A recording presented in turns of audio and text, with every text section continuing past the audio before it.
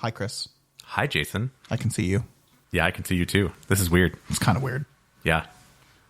We're recording in the same room for the first time ever. First time ever. In the history of P&A. We've talked about it so many times. Yeah, it's always like, oh, Jason's coming to visit. We could totally record a podcast, and then we don't. We just never did. But now I'm at Jason's house, and we have this set up on his massive desk, which has like 2 extra feet of space where I'm just like set up with my laptop and a microphone, and it's kind of cool.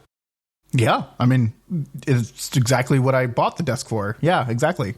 To have extra space so Chris can record. Yeah. That was really good planning on your part like 5 years ago. Yeah. But no, we're going to do today's podcast in person. The test record went well, so hopefully everything else goes well. And we'll try to make sure that we don't capture any nonverbal cues because we're looking at each other and we normally don't see each other. So yeah, have fun. Welcome along for the ride. Live from New York, it's P&A. We're not in New York. Welcome back to Pride and Accomplishment. I'm Chris. And I'm Jason. This is episode 111. Jason, today I thought it would be fun, since we are kind of in the middle of fall, to take a look at the things that are remaining for the rest of the year and see kind of what we're excited about and talk about some of the things that we are looking forward to not having time to play. I like it. Yeah. Okay. It's definitely fall because it's cold. We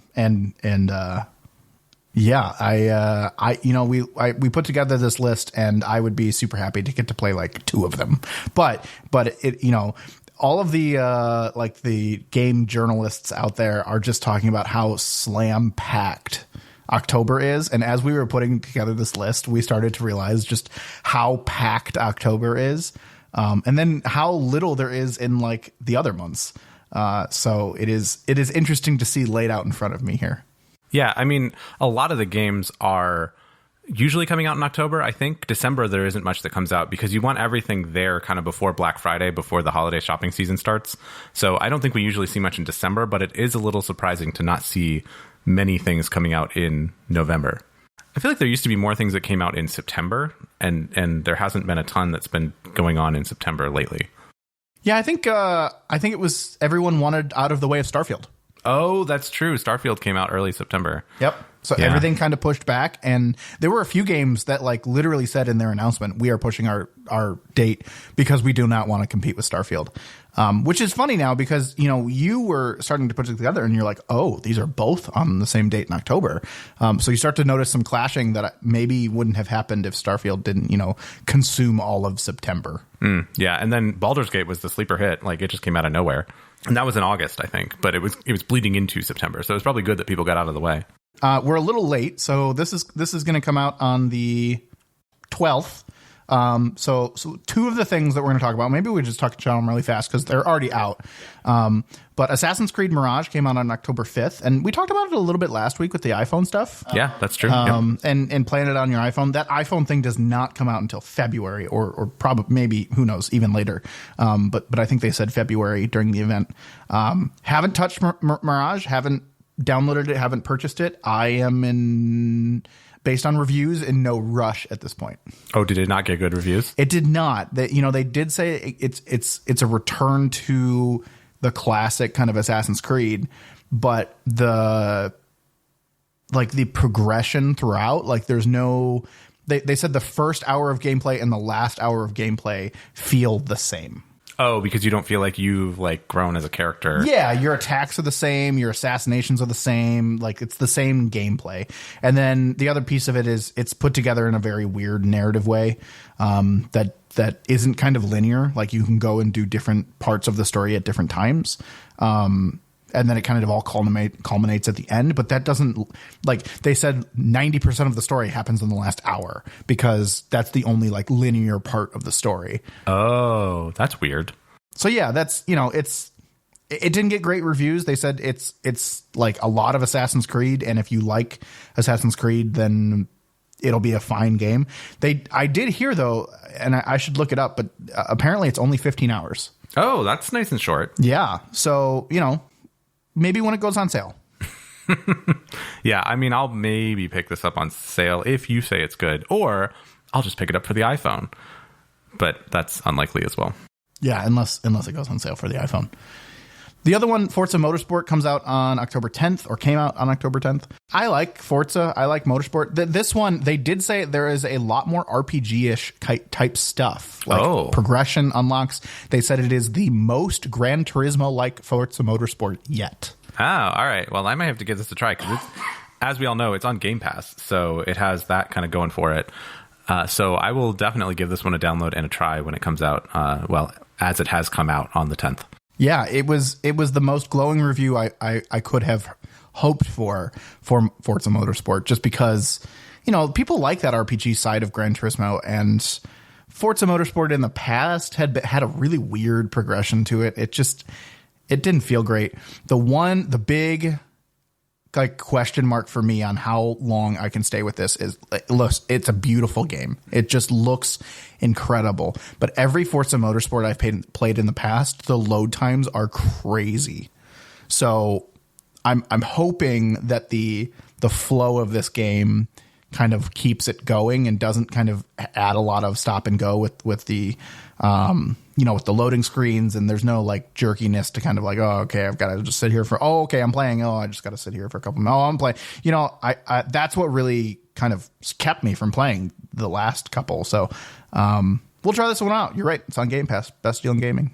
The next one on the list, I will talk about, I think, the next 3 or so you can just go take a break if you want. I got whatever. something to say about one of them. All right, well, the next one on the list is Sonic Superstars, which is coming out on October 17th. This is kind of that return to form classic Sonic, 2D-ish, but rendered in 3D. They actually tried to do this when they made Sonic the Hedgehog 4, which was a phone game.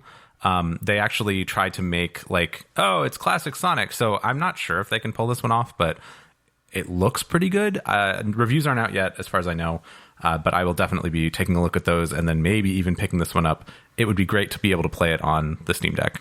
Is it co-op?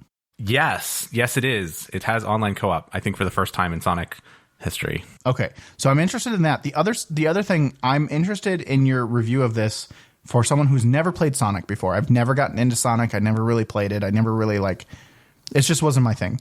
I liked the Sonic movies. They were fine. So generally I'm okay with the character and some of that. I'm interested in your thoughts if and when you pick this up, on whether this is a good first Sonic game. Okay. Yeah, that's a good point. Have you ever, I guess you haven't played it, but did you get Sonic Generations, I think, from Humble Bundle at some point? I think I have it. I've never played it. Okay. 'Cause that is a good, well-controlling split between the 2D and the 3D Sonics, and I would say might be a good option as a quick pick up and play kind of a Sonic game if you're looking for something like that and you don't want to buy something to start with. That's true. I am interested in the co-op nature of this game, though. Oh yeah, Sonic Superstars is not co-op. I don't know how they're going to do co-op, because Sonic is kind of about going fast and going through the loops and off the jumps and do all the things. And if I think about the co-op Mario games and the way that they kind of handle the co-op-iness of it, right? You have to stay on screen, and then otherwise you turn into a little bubble or whatever, and then people have to save you. I don't know if you could do that in Sonic, because if one person's going fast, the other person gets knocked off the screen, and then they're just constantly in the little bubble waiting to come back. I don't know if that's what they're doing or not. I haven't really seen any media about this, but if that's what they do, I don't think it'll work. So I'm curious to see if they force you to follow them, or do something else to kind of keep you on the screen and keep you involved. Or maybe it's not as fast or something. I don't know. The next one on the list is Endless Dungeon. So this is a game we talked about forever ago. And I think we talked about its predecessor, Dungeon of the Endless, in the roguelike game episode that we did. This is a top-down, fully 3D rendered game. I don't remember if it has some amount of shooter to it as well. But it's set in the Endless universe. It's a roguelite. It's kind of room-based, so you have different rooms that you go through with your characters, and you can get rewards and stuff. We played a little bit of the original game online co-op, and it was fun.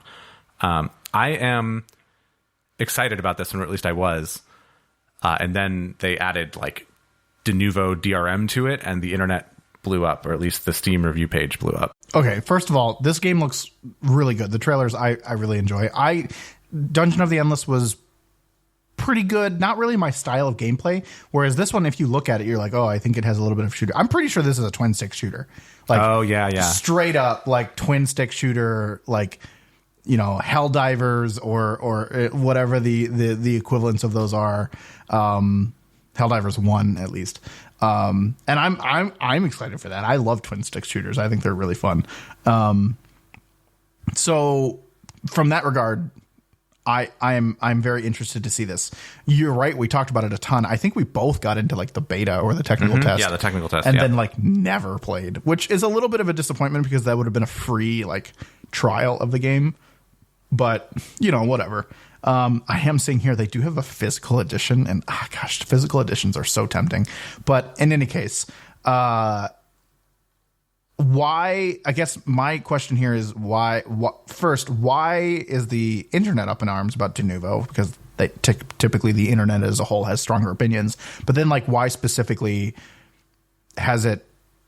You know, how does it impact kind of your opinion of it? So what they've added, so what you hear about with Denuvo mostly is Denuvo anti-cheat, which is like the thing that they do like a really invasive kind of rootkit thing that runs and makes sure that you're not cheating and all that kind of stuff. Denuvo also had some kind of DRM that they were doing at some point, but this one is Denuvo anti-tamper. And I've read a bunch of forum posts about this, and like there was a bunch of discussion in the Steam forums and also on the Endless Dungeon forums about like they think that they need to protect their game, and then all of the people are like, I don't want that, you know, spyware on my computer and doing all this bad stuff and, you know, data mining me and making the game slower and all this stuff. And they're like, yeah, we work really hard to make sure that this anti-tamper stuff doesn't mess with your like the gameplay. And apparently that's hard because the way that the anti-tamper works is like it checks in between actions or like at certain times to like make sure that there's still integrity in the executable or something. So you're not like cracking it or like hacking it or something to like circumvent, you know, Steam or something. But like Steam has its own DRM built in. I think for me, it's the why have both of these? Like you're going to have Steam DRM anyway. So why do you need also to have this other thing? And a lot of people think it's because Amplitude, the studio that makes Endless Dungeon, is owned by Sega now, and that Sega is forcing them to do this. I'm actually kind of wondering what they're going to do with Sonic Superstars. But this is, I don't know. I don't know if I care that much, but I would prefer if they wouldn't do this. Is there a PvP or like any reason someone would cheat in this game? It doesn't seem to, like I'm looking, this is not a PvP game. Like it's just no, it's a PvE game. It's a multiplayer, PvE game. Are they worried that people are going to cheat to get to the top of leaderboards? I don't understand. No, okay. So I'm looking it up a little bit more here, and it's not Denuvo anti-cheat. Sorry, it's Denuvo DRM versus anti-tamper. So the DRM is kind of what it sounds like, right? It links it to your account. Okay, and then the anti-tamper is the thing that prevents you from like attaching a debugger to the game and like reverse engineering stuff and like trying to come up with ways to like hack it or whatever. And this one's going to have both? No, it's going to have anti-tamper, I believe. Okay. So I think Hogwarts Legacy did the same thing or was going to do the same thing, and then maybe they took it out because people were all up in arms about it. But I'm not 100% sure about this. But I do know that they got review bombed essentially on Steam from the use of the Denuvo stuff, and the developers are trying really hard to justify it, and I think they have something of a point, but they're like, oh, you know, people are you know, we work really hard on this and we want to get paid for it, basically. And it's like, yeah, but I mean, nowadays it's so easy to get games on Steam and whatever that like I don't know what the piracy market is like, but like people are going to pirate your game. They're not going to buy it ever anyway. Like it's not a lost sale. They just weren't going to buy it. Right. So I don't know. Piracy exists, and this goes for streaming too. Piracy exists mostly in cases where people can't get it legally, right? Like that's the largest market for piracy, particularly with streaming, is when there isn't an easy or affordable, like reasonable or accessible way to get the content. And I think the same is true for games. In again, this is all anecdotal. I don't have any data on it, but like, if a game is purchasable on Steam or even the Epic Game Store or, you know, somewhere else, like there's no point in pirate. Like sure, if you can't afford it, but then like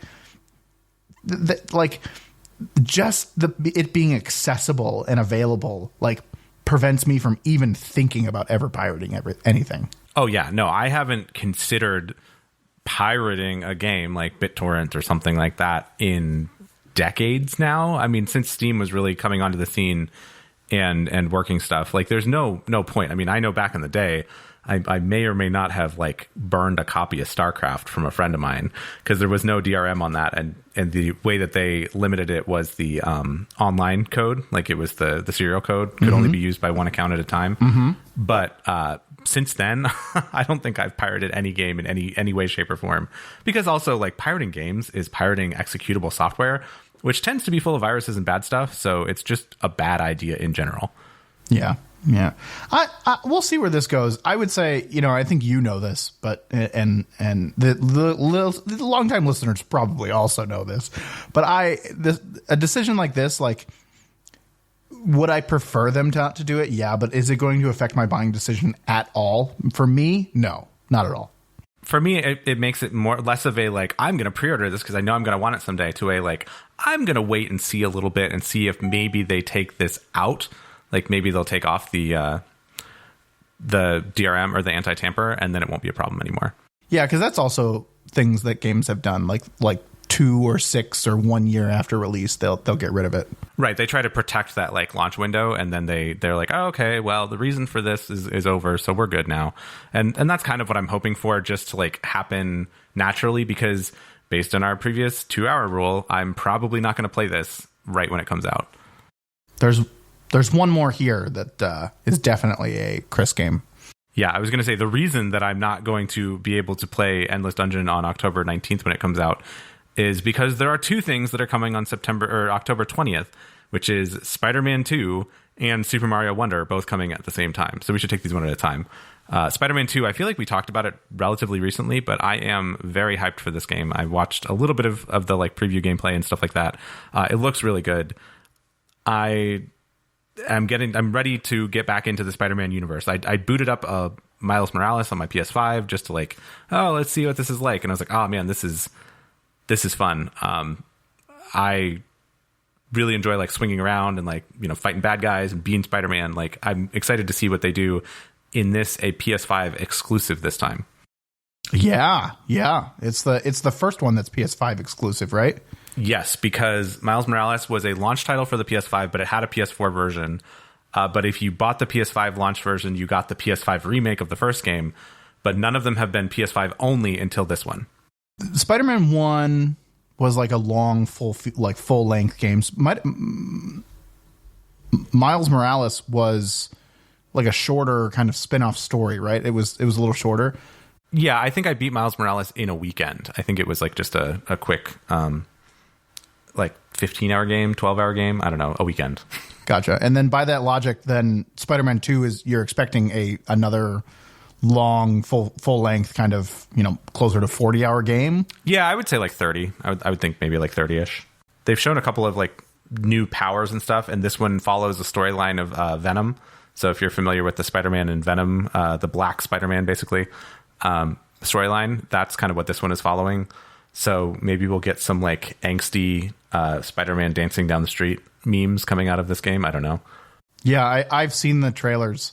Never been interested in that side of that story, but we'll see. I mean, it looks cool. I have one of the things that's caught me the most about Spider-Man is Venom's attacks, or at least the attacks that you get when you're wearing that suit or whatever, are very wide and big. Mm-hmm. Like he's got arms that like kind of like stretch out and grab things and pull them in. And like what I've heard from reviewers and other people that have gotten a chance to play already, is that the camera work is very good. Like it does a really nice job of capturing, like the scene in the fight and framing it correctly, and it adds to the whole experience. So watching some of those clips and like paying attention to that has been kind of cool. And I'm excited for you to experience that, because like it's not like it's the little stuff, right? Like that specific, like the camera work, which you talk about from the sense of a game, right? Like the zooming out and the field of view and how to, all of that gets effect for each attack, and how it all flows together. That it's just really cool. Yeah, I'm looking forward to the PS5, the power of the PS5, if you will, for better graphics, faster loading, all of that good stuff, and maybe this camera work and all of the number of enemies that you can fight and the things like that. Like, what does it enable them to do? So I think that will be pretty cool, and I will report back and let you know how amazing this camera work is, and obviously make you want to rush out and buy this game. Yeah, of course. But on the 20th, you have a choice to make. On October 20th, you have to choose between Spider-Man 2 and Super Mario Wonder. Yes, I will confess I don't have to choose Super Mario Wonder because I've already pre-ordered it because I did the game voucher thing with Nintendo. Well, you have to and all choose that. what to play, though. That's true. I do need to choose where to spend the time. I will definitely put Spider-Man in before I put Mario in. Okay. All right. Definitely. 100%. Let's talk about Wonder anyway, though. Yep. This is the Mario game. This is the next like 2D platformer standard like Super Mario game that they're coming out with this October. It has this unique thing, the Wonder Flower, which like every level has a hand-created special mode or like gimmick or something that happens when you get one of these things. So there's like one Wonder Flower in each level, and like it changes. I think we talked about this when it came out, but like it changes the like pipes into like little inchworms. Like that's one of the things that they show is like the pipes can move now. It's basically Super Mario Acid Trip, if you want to think of it that way. But I don't know. I don't always go for the mainline Mario 2D stuff. Like I think I got New Super Mario Brothers U for the Wii U, but I didn't get it again on the Switch because I didn't like it all that much. But this one seems to have enough of a unique twist to it that I'm hoping that it is fun. I don't know, so that it's like unique. Yeah.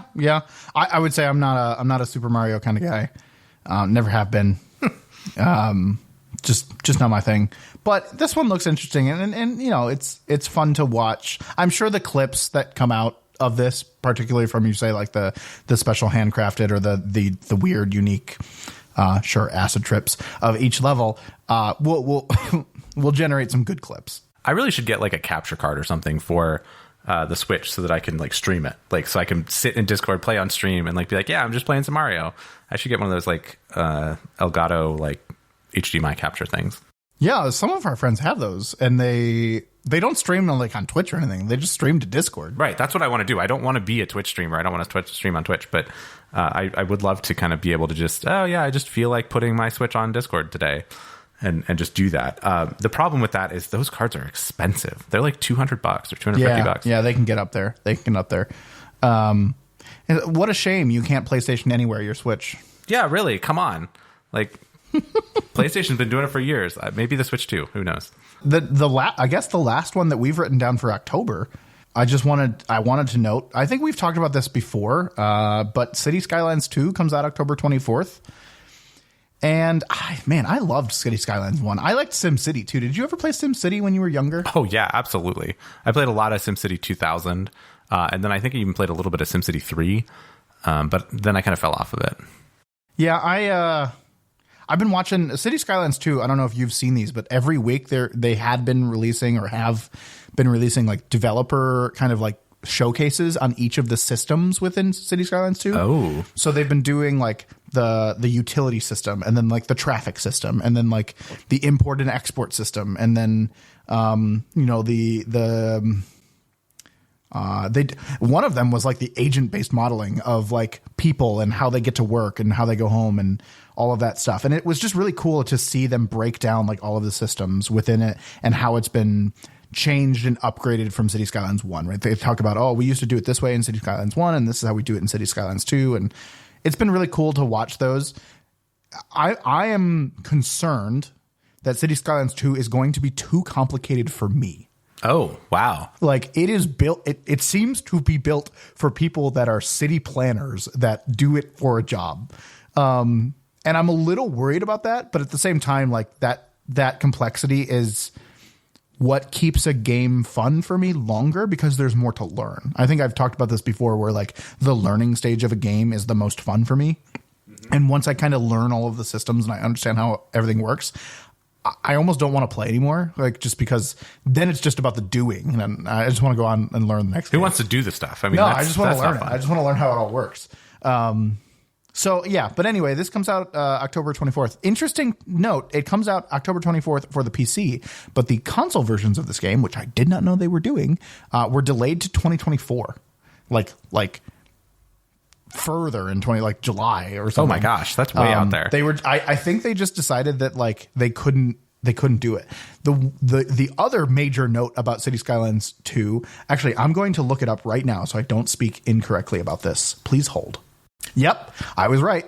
The recommended specs for this game is a NVIDIA GeForce RTX 3080. Holy cow. So, wow. Okay. It's, I mean, the minimum specs is a 970, right? That's a pretty old card. That's a pretty old, yeah. So I think it'll run all the way, but I think this is why they pushed the console release. Is a recommended graphics cards of a 3080 is like, that's, and what I have heard it is not so much about how nice the game looks, but how much can be on screen at one time. Oh yeah, consoles don't have very much RAM. That's right. A trick. Right. And they're pushing like the limits of buildings and people and cars and traffic and water and everything on screen at once. Because they're in the background, they're actually crunching the numbers for every single one of those units to make decisions and whatnot. So,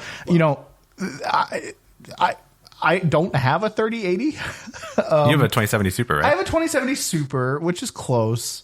But I never expected City Skylines to be the game that pushed me to upgrade my PC. But if this game is starting to push the boundaries of what my PC can do, it may be time.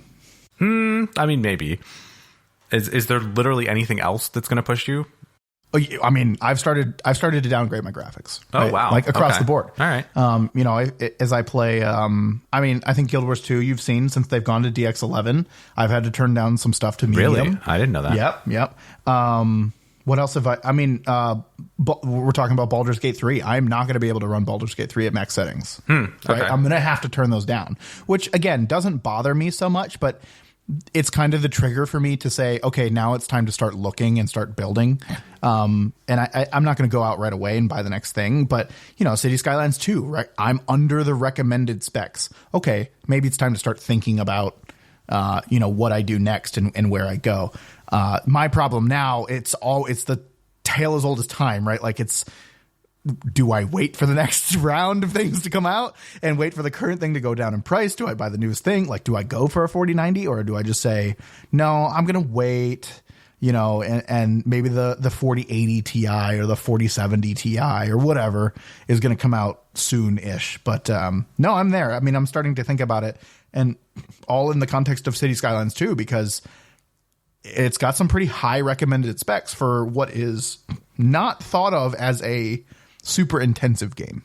Yeah, I'll be interested to see. I think your theory about the horsepower of the machine is an interesting idea for the console delay, but I'll be interested to see if the PC version has robust controller support, because I'm thinking control scheme could also be, and testing of control scheme could also be a delay factor for the consoles, because they have to play with a controller in order to be, successful, and they kind of have to have a bigger interface to be, couch readable and all that kind of stuff. So maybe that doesn't take 8 months to delay a game for, but I could see that also being a factor of we've got to get our UI worked out for console level stuff, not just graphical optimizations. I would believe that if they didn't delay it a month before it was supposed to come out. Oh, that's true. Yeah, they would have had that already figured out. Whereas optimization tends to be the last thing a team does, and I could see it happening where they say, okay, we can get this optimized kind of for the PC. We'll just set higher minimum specs. Whereas we're never going to get this optimized in time for a console. It's just not going to work. And it would also, if they make that realization, it can be 6 months before they can get to a solution. So that's where I see it as. I mean, that's my guess, right? It could be anything. It could be a number of other things. It could be that they didn't feel that they could get it signed off on by Xbox because of something or other. Well, who knows? But regardless, comes out for PC. I'm a PC gamer on October 24th. I think this. It's on Game Pass. Yeah, there it is. Best deal in gaming. I wonder if when they do the console release, if they'll reduce the recommended specs, like if they can like change the targets, if they do get that optimizations done. Yeah, that'd be great. I think that would go a long way in making more sales. I think another game that suffered from high recommended specs was Immortals of Avium. It was that first person shooter game that tanked. It did terrible. And because its minimum specs were really, really high. And I think there are games now that are coming out with really high recommended specs that will do better if they put more time into optimization and lower those recommended specs over time. Mm-hmm. Well, I'll enjoy playing this on my 4090 and not worry about it. Great. Yeah. I did say just a moment ago that City Skylines 2 is not Call of Duty because Call of Duty comes out November 10th. I won't be playing Call of Duty. Will you? Nope. I am not really interested at all in Call of Duty Modern Warfare 3. Is that a remake? I don't know. I don't think so. Oh, well, that's good, I guess. I think it's original. I don't know. Modern Warfare 2 was kind of a remake. In any case, it doesn't matter. We're not going to play it. What I did want to, why we wrote it down here though, and why are we talking about it, is because we just talked about a bunch of stuff that's coming out in October, but I don't think any of them are like mainstream must-dos, or mainstream like blockbusters, right? Whereas like Starfield, right? It dominated September. Spider-Man is going to be that for anybody with a PS5. With a PS5, but it's not across all platforms. I think October, we talked about like October doesn't have like there's a ton of games there. No one's really avoiding each other, it seems. Whereas in November, then like is November Call of Duty month? Like, yeah, as much as we like to, kind of poo-poo on Call of Duty, it's still a massive game. It still does. It's humongous, yeah. It's still so many sales, right? So I suspect that people are staying away from it, and November is dominated by Call of Duty, and no one wants to kind of step on or around that November 10th date. Yeah, I was just looking to see if like Madden had come out already, which it did in August. But I was wondering, like thinking of like other games that are kind of annual that might come out on that kind of schedule. I feel like Call of Duty usually comes out the second week of October. So they may have moved out of the way for all of the other stuff going on. But I feel like they always kind of try to get a little earlier in the season.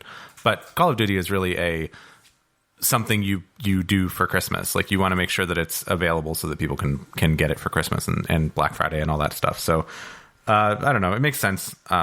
We have played so many Call of Duty games off and on over the years. Well, I have at least and been disappointed every single time in terms of just not being able to keep a friend group together to play it. And I don't really like the gameplay all that much because I'm not that good at it. See previous conversations about first person shooters. And so like it's not really my thing, but I'll play it with people. But even the people this time around are not interested in playing it. Nope. You know who's not afraid of Call of Duty Modern Warfare 3? Who's that? Nintendo. Nintendo does not care at all. Nintendo is coming out with Super Mario RPG Remake, which we talked about, I think, last episode or the episode before. This is a remake of the Super Nintendo Square Nintendo collaboration. So the Final Fantasy people, before Kingdom Hearts was the collaboration of Square with other things, there was the collaboration of Square with Nintendo, and that was Super Mario RPG Legend of the Seven Stars. A game that I always really wanted to play, and I never had a Super Nintendo to play it on. And I'm very excited to play this on the Switch. I'm hoping it's as good as Link's Awakening was when they did that remake on the Switch. You want to know something? I am more interested in Super Mario RPG than I care to admit. Really? Why? Yeah, I don't know. Probably because I have a massive amount of nostalgia for for Paper Mario. Oh, yeah. This is the thing that made Paper Mario. Yes. Yeah. Yeah. So like I feel that kind of nostalgia a little bit for this game. I never played the original Super Mario RPG, but I did play Paper Mario.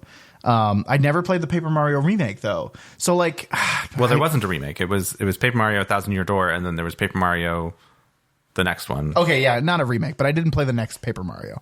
So I don't know. I feel a little sense of like wanting for this game. I'm not going to do it because I don't even know where my Switch is, but like I'm not going to do it. But surprisingly, I think to you maybe is I'm interested in this game. And if you were to stream it like in Discord or something, this would be one that I would actually watch and maybe pay attention to. Yeah. This one is I'm very excited to play it and to be able to play it handheld and on my Switch OLED, which will be really great because it looks like a toy box. Like that's kind of like the aesthetic of it. It looks great.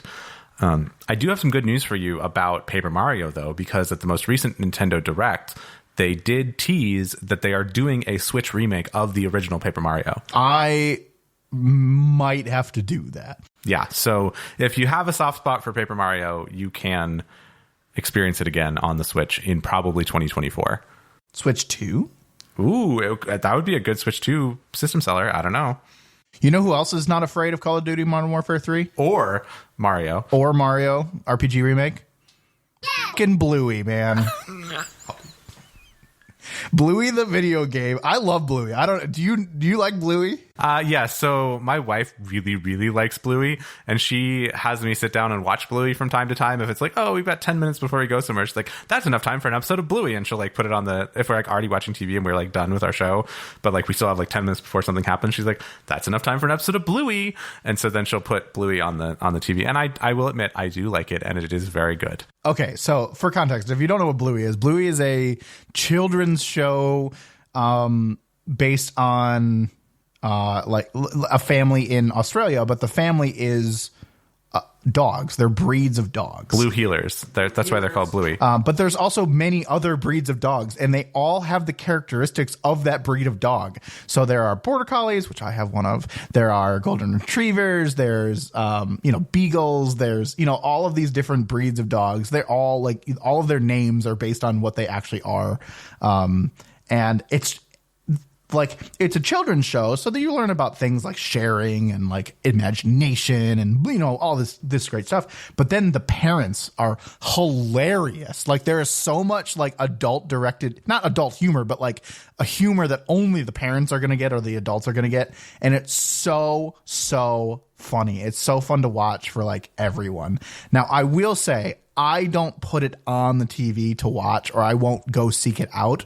But if a kid that I like am watching, or like if someone's kid, that we're over their house with, puts on Bluey, I will be transfixed by Bluey on the TV. And I love the show. The video game is coming out. I don't think I'm going to play it, but I swear to you, there will be a ton of people streaming it on Twitch. And I don't know that I'm going to be able to stay away from it. I'm pretty sure this is going to be like a day one pre-order for my household. But we're going to get it on the Switch, probably, just because that's the easiest thing that's on the TV downstairs. Like, we could get it for PS5, but there's no real point. It's not going to be that kind of game. So we'll probably just grab it for the Switch. And then, I don't know, I'm hoping that it's good, or maybe I don't care. I'm hoping that it has a good, like, Bluey sense of humor, I guess I'll say. That would be the gameplay is going to be whatever, right? Because it's made for children. But the story and the kind of interactions of the parents and the kids and all that stuff, I'm looking forward to that. But I expect we'll have it on day one. The last game we have on our list, I feel like we have an obligation to talk about. I don't know why.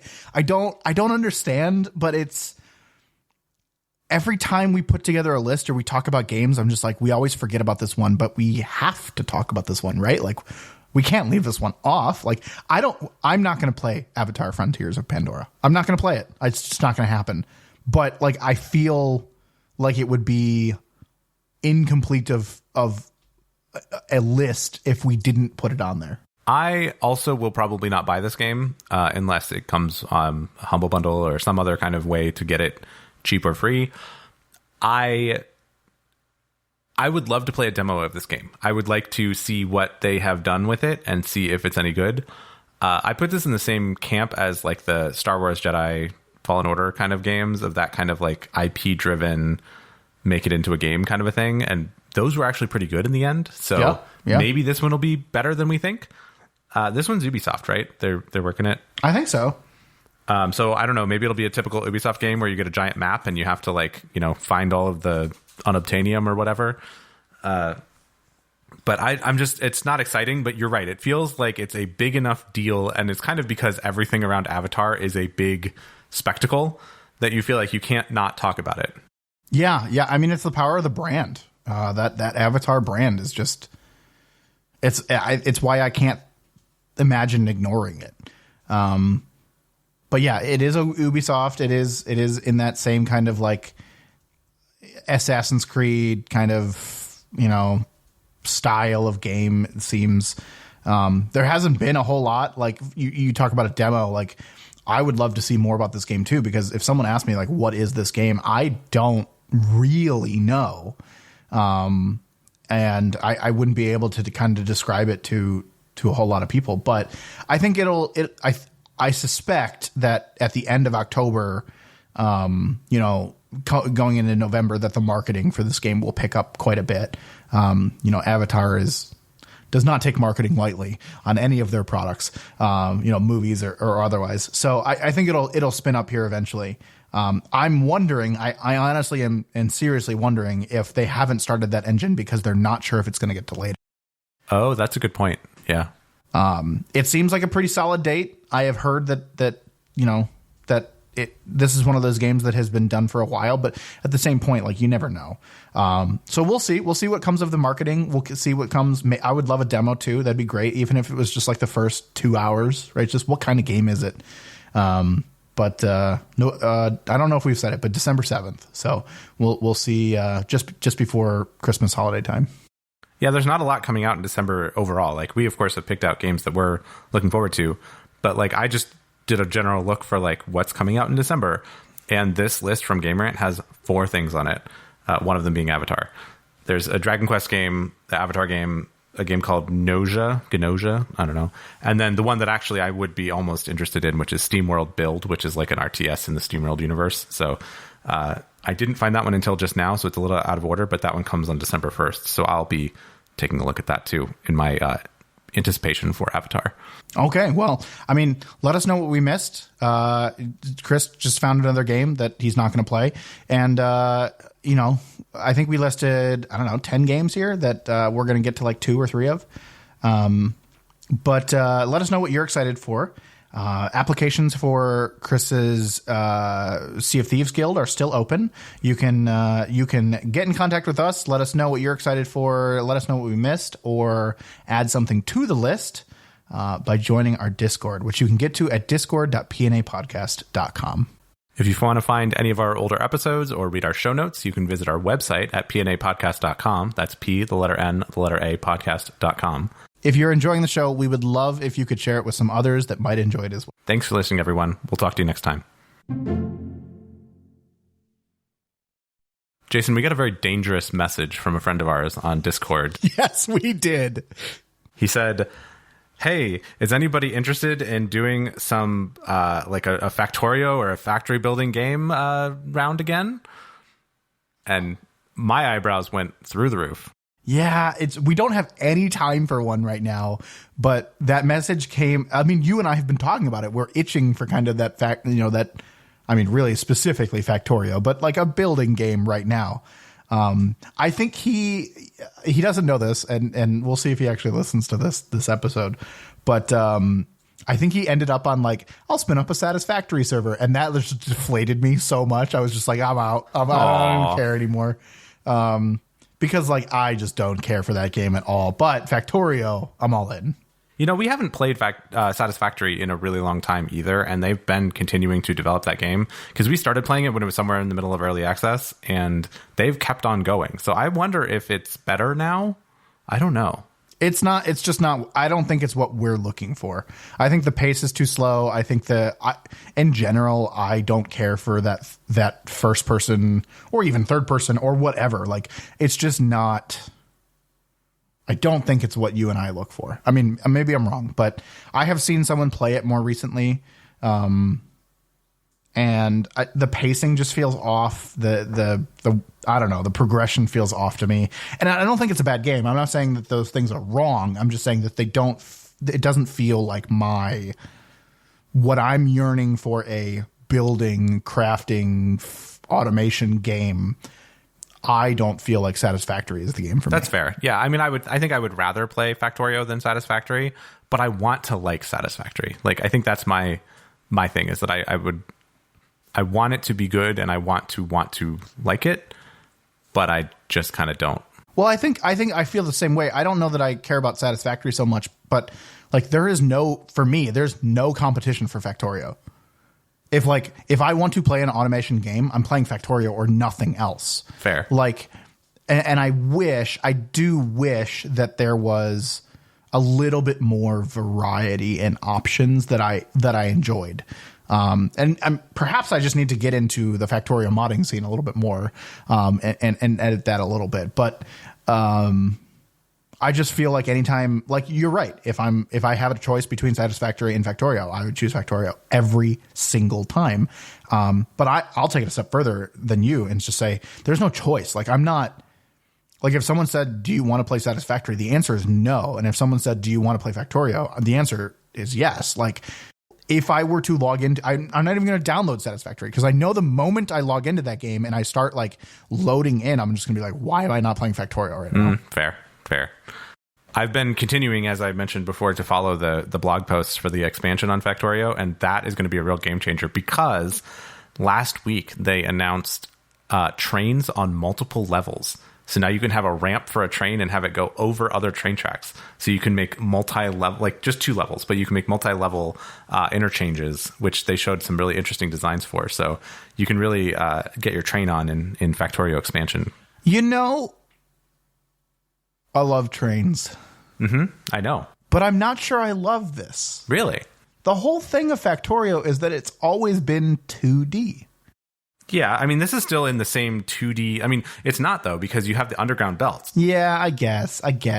But, like, crossing trains over each other was never a problem. I think they showed some examples of, like, things you couldn't have done, or, like, things that were extremely hard to do in old Factorio train layouts. And then they showed all these, like, amazing, like, here's a multi-level, like, depot that has ins on one level and outs on the other level. And they, like, have a track switch to switch between them and stuff. It's very, very cool. That's kind of cool. Like, I'm going to have to go read this article. I'm going to send you a link right now, and you can take a look at it after the show, and we can talk about it. Okay.